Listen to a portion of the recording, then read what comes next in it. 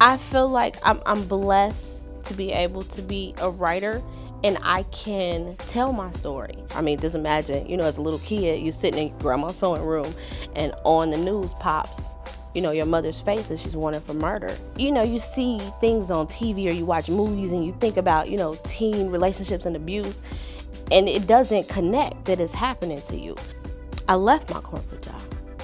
Was that crazy? Yes, like, you got 3 kids and a mortgage. What are you doing? He said, you ain't gonna buy me. Yeah, I'm gonna buy you out. December, I told him I was gonna buy him out. In January, I launched my company. And he was choking me or something. And I grabbed that crowbar and I swung it. And I hit him. He's shocked, like, you hit me. And I said, yeah. And I said, either it's gonna be me or you. This is mine. You can't take it from me. If I fail at it, I fail. But it's mine. I'm January Curry, and this is my journey. I know there's been a lot of speculation about my retirement and what I plan on doing next. And throughout my life, I faced many obstacles. The road has not always been clear. During those tough times, I felt alone. But I prayed and I asked God for strength. In my turmoil, God reached out to me, and it revealed whatever I was going through was a part of my true destiny. It was at that moment I made a decision to stop getting in the way of God's plans, because my true story of my destination was my journey. January Curry is a professional screenwriter who owns a casting company and is a loving mother of 3 children. She is known for her work on movie sets such as Almost Christmas and Creed. But before her success, January endured moments of pain and abuse that she is now ready to share with the world, and by doing it in a big way. I feel like I'm blessed to be able to be a writer, and I can tell my story. Because I've been writing since I was little. I use poetry and songwriting, to get my feelings out. And now that I'm able to be a screenwriter, I've used that and the connections that I have to take my elements from my story. And we actually just shot a short this weekend that will be a feature that is loosely based off of some elements, of my life. But that I'm able to, it's my story, but it's a lot of people's story, so being able to share it on a page and then put it in a picture, I think is huge, because a lot of people, don't know people's back when they meet somebody. Like, I don't know your story, you don't know mine, but the fact that I can take these, I have gone through this crazy stuff and put it on a page and produce it into which is a short film and will be a feature that, we just did. I mean, literally it's fresh, is amazing. It's a blessing. I'm from Cincinnati, Ohio. I was raised initially by my grandparents, my mom's parents. My mother and my father, they were never married. It was like a little fling. So I'm her only child. Yeah. So my grandmother and my grandfather, they took me in and raised me, because my parents were slightly incapable of doing so. It wasn't because of money. It was kind of where they were in their lives at the time. But I'm my mother's only child. I was a surprise baby, let me say that. She was embarking on finishing her degree in her modeling career. And the first thing she would always say, I never wanted kids. And then if I had kids, I definitely didn't want a girl, I wanted a boy. So it was like, surprise, you're having a girl. So when she found out she was pregnant, she was kind of far along. And then not too long after, she gave birth, because she decided to push her car up a hill, because it went out one day, the hills in Cincinnati, and she went into premature labor. So when she went into premature labor, she was hemorrhaging. So I came super early. I came like 3 months early. And the fact that she already didn't want kids, she had me early. Then it's a girl. It's like she had decided to go ahead and put me in for adoption.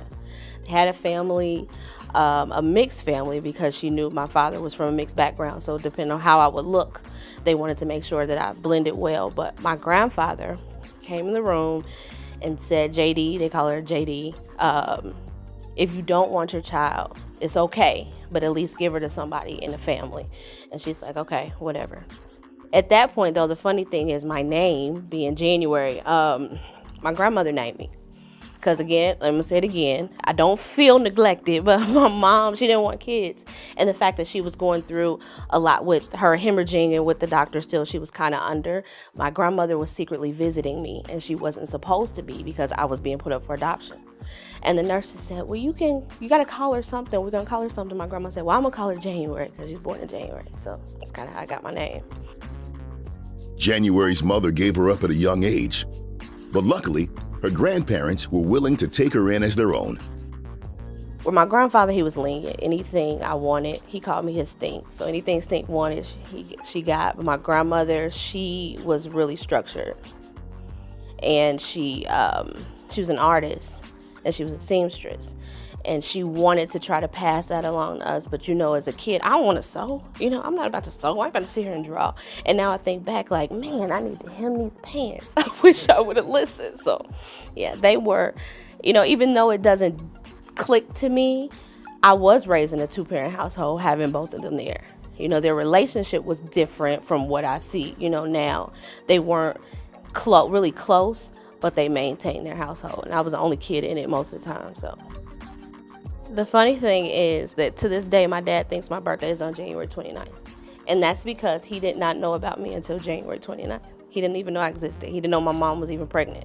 So, you know, it's in the 80s. I just told my age. So at that time, you know, the laws and things about adoption weren't as strict. So if my mother said, I don't know who the dad is, you know, it's kind of like, okay, you don't know who the dad is. But it was my grandmother's doing again, you know. Andre, you got a baby and you need to come up here. So on the 29th was when he came, and he's like, oh, I got a baby. I didn't even know. The strange thing is, even though I wasn't raised with both of my parents, I am close to both of them. So our relationships were my grandmother and my grandfather are my parents. My mother and my father, they're still my mother and father. But it's not as estranged as it may seem, because we did go to church every Sunday. You know, I did go to church with him every Sunday. He's a pastor's son, so his way of doing things was totally different from my grandmother's, you know, my mother's side of the family. They had a lot of conflict and turmoil as I was coming up. So I had a lot of people, you know, kind of taking part in raising me. But, you know, my grandparents were my core. So, but I did go to church every Sunday with my daddy. I've never seen my mother and my father really interact. And it never really dawned on me that they didn't really have a relationship. But I know at one point they had some kind of relationship. But it never really dawned on me. I've never seen them together. Not only did January never see her parents together, but at a young age, she was about to experience what is heartbreaking for any child, which is to watch her mother be taken away. I believe it was 91. My mother was incarcerated for murder. There's small moments where I remember seeing her on the news one day that she was wanted for murder. I mean, just imagine, you know, as a little kid, you sitting in grandma's sewing room, and on the news pops, you know, your mother's face that she's wanted for murder as a little, and that's like a moment that I won't forget. So, does it affect you? Yeah, it does, because, you know, you have people that are they almost walk on eggshells around you. And even as a kid, it was like, oh, I'm sorry. Oh, what are you sorry? What are you sorry for? Like, why are you upset? I'm not upset. I'm still going to school. I'm still playing with my friends, you know. So it was different, but it was like my life, like, you know. January continued to live life the best she could until she got mixed up with some of the wrong people. Well, I started at the School for Creative and Performing Arts in Cincinnati. So I was very active in the arts and in theater. And I was started hanging with a crazy crowd. Yep. And got kicked out. I ain't gonna tell them. I ain't never told nobody that. But I was like, you know what? I want to go to Catholic school. My grandparents were Catholic, because I wanted to be a cheerleader. So I ended up going to a private Catholic high school. And I was always super bubbly and happy and a little kooky. Fell in love my 10th grade year with of course, you know, I was a cheerleader. He was a basketball player, that typical little story, with who was now my children's father. I started to separate myself from my friends, and they were not very They weren't happy about it.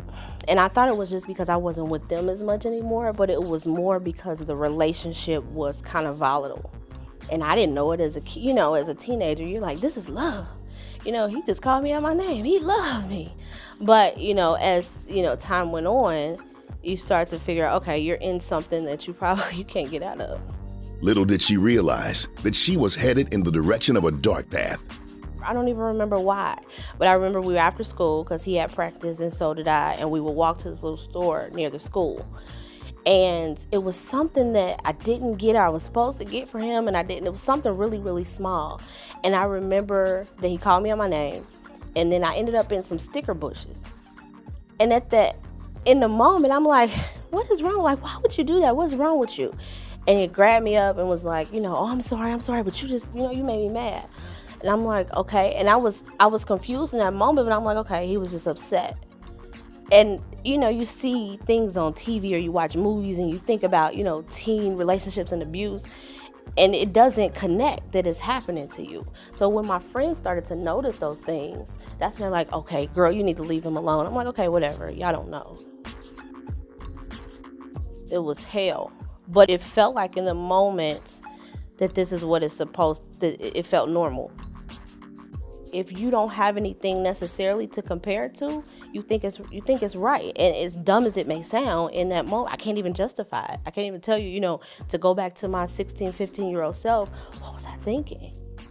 So it was hell the entire time. But there were great moments. There were good moments. There were moments that, I love you. There were moments that he was very giving. But he was giving in a way where it was controlling, where he wouldn't hand you $100. He would just buy you a $100 pair of jeans. He wouldn't, he would never give me something to have control over what I wanted. He would just go and give it to me. You see what I'm saying? So he wouldn't say, hey, what do you want to eat? He would just take me somewhere. Hey, I'm going to take you to eat. So, it was subtle things that it started out subtle, but there were clear signs that even at, looking back, like, man, why didn't I see that? After having her second child, January tried to leave, but just when she thought she was out, she felt she was being pulled right back in. There was a time I ended up moving here, and I moved here with my 2 sons, moved to Georgia.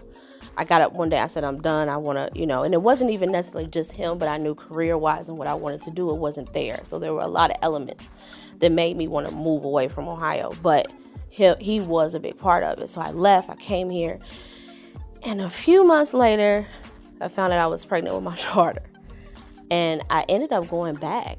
So I moved here knowing nobody, with no friends, no family, to Georgia by myself with my 2 sons. I thought that was it. And when I found out that I was pregnant with her, him and I started talking again, because of course I had to tell him. And he's like, you need to come home. You need to come back here, and we're going to be a family. We got these 3 kids. Mind you, at the same time, he had 2 other kids. But that wasn't even, what did it. And I know it sounds dumb. So I went back home. And I ended up staying with him. And I had never lived with him because I had to, because I didn't have, an apartment there. I just gave him my apartment here. I just paid $1,000 to move into. So living with him I needed to do that. I had to, because at that time, I was a prisoner in his mother's house pretty much every day. And I needed to do that to really see what was happening in my life. Because besides us fighting, and, because there were a lot of fights, and they were physical, and they were bad, and there were charges pressed. But guess what? Charges always got dropped. That his father was the actually first Black assistant chief of police of that city.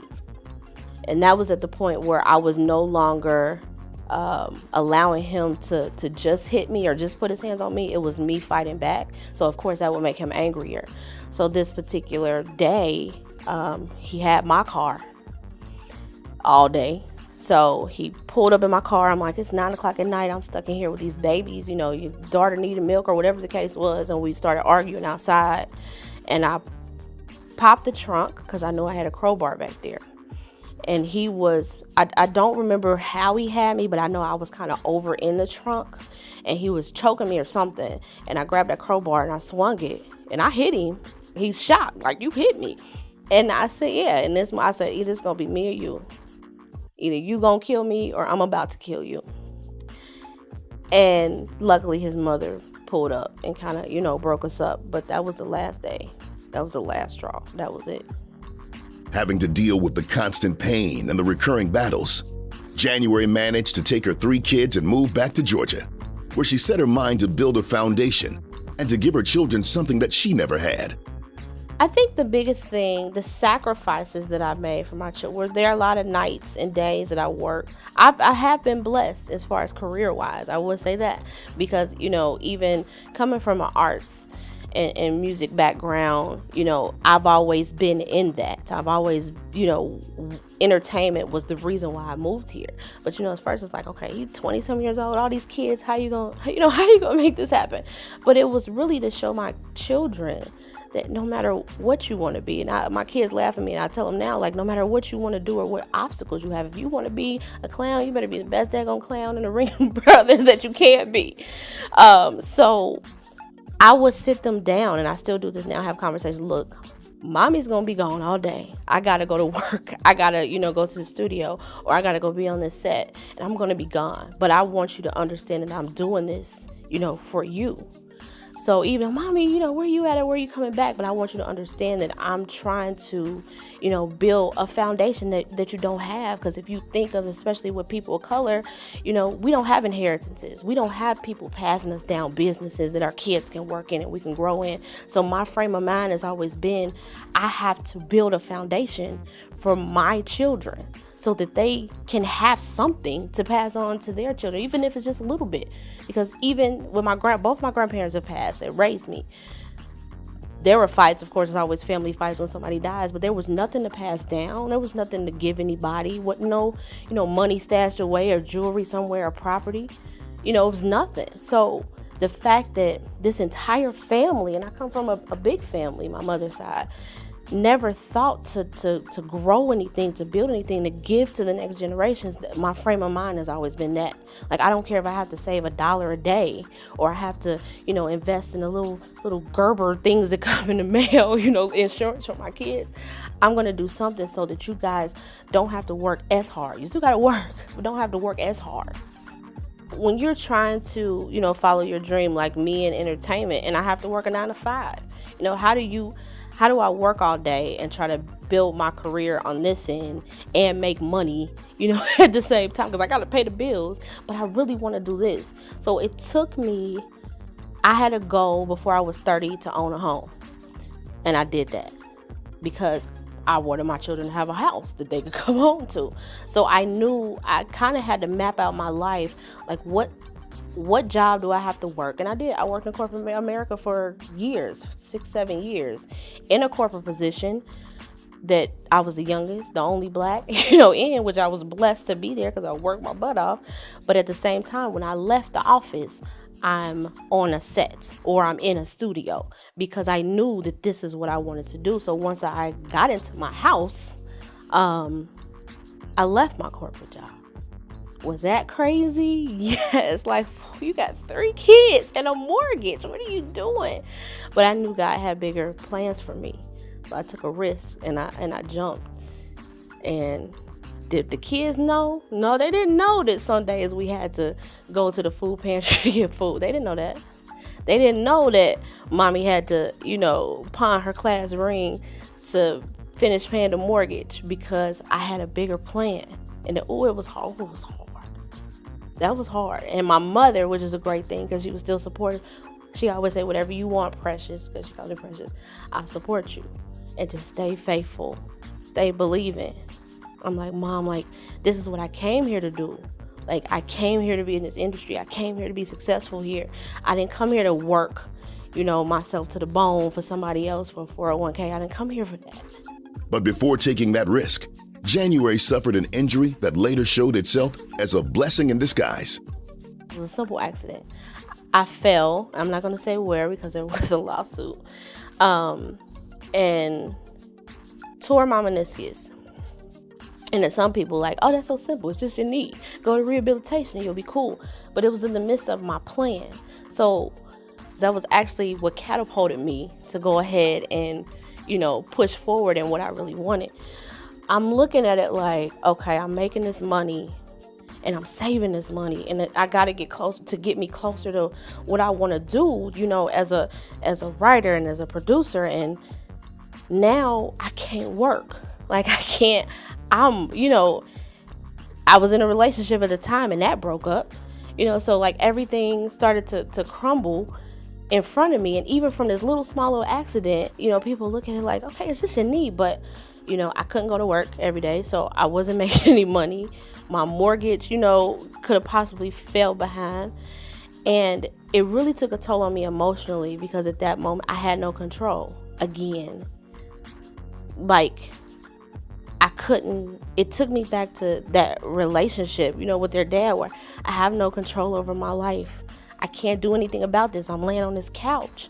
I can't do anything that I'm used to doing. I can't get up and go work 2 jobs, because I was, used to moving around. So as I laid there for a couple of months and went through my rehabilitation, it was amazing how still God provided and still made a way. Like, my lights never got cut off. I said, can't even tell you how. They ate. My kids ate every day. They didn't even know that we were struggling.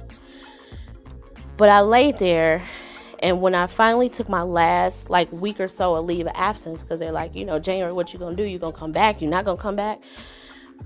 God put it on my heart and was like, don't go back. Don't go back. And I'm like, okay, God, how am I gonna not go back? I gotta pay my bills. I'm used to making this amount of money per year, and now I'm making nothing, or this little bit of money from my leave. Now you're telling me not to go. And while I was down, I started doing something. I started doing extra work as a background extra. And I know that sounds, it was crazy. Like, girl, you making $8 an hour. How are you gonna do it? But in the midst of me doing that, I met who became my boss, somebody who became my boss. I met somebody one day.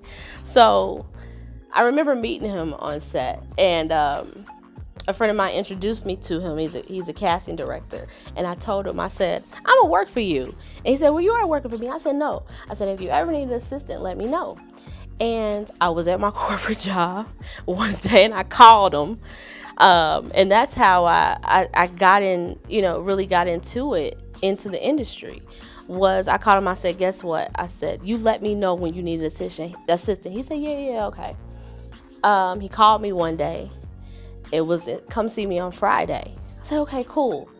I interviewed, and I got the job to be a casting assistant. And while we were, I was with him for a few years, it's like, January, what do you want to do? Oh, I'm a writer and producer. I always said, I'm a writer and a producer. He said, okay, cool. But what else you want to do? I said, I want to start my own casting company. And it was probably in October.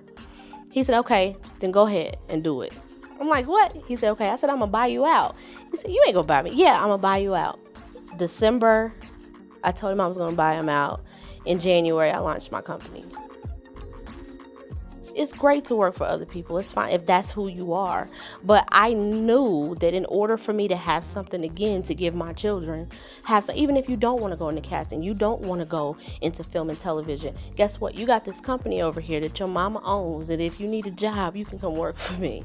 So my thing is ownership was important. Me just taking my life and having control over it. So all those little things. And I have a friend that says, well, why do you got to be the boss? It's not necessarily about me being a boss, but me having, this is mine. You can't take it from me. If I fail at it, I fail, but it's mine. So just with the casting company and my production company, it's mine. So however it grows, however much it prospers, it's on me. I can't put it on anybody else. While maintaining her 2 companies, January now prepares for the next phase in her life, which is to bring her mother home. I don't know if anybody's ever, dealt with anybody being in jail before, but I'll tell you, living your entire life in a prison is hard.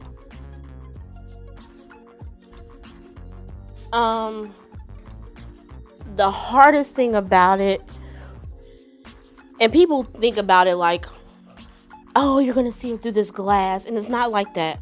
It's not through a glass. When she was in jail before she was convicted, it was through glass. But once you're in prison, it is one-on-one. You can hug, you can do all that.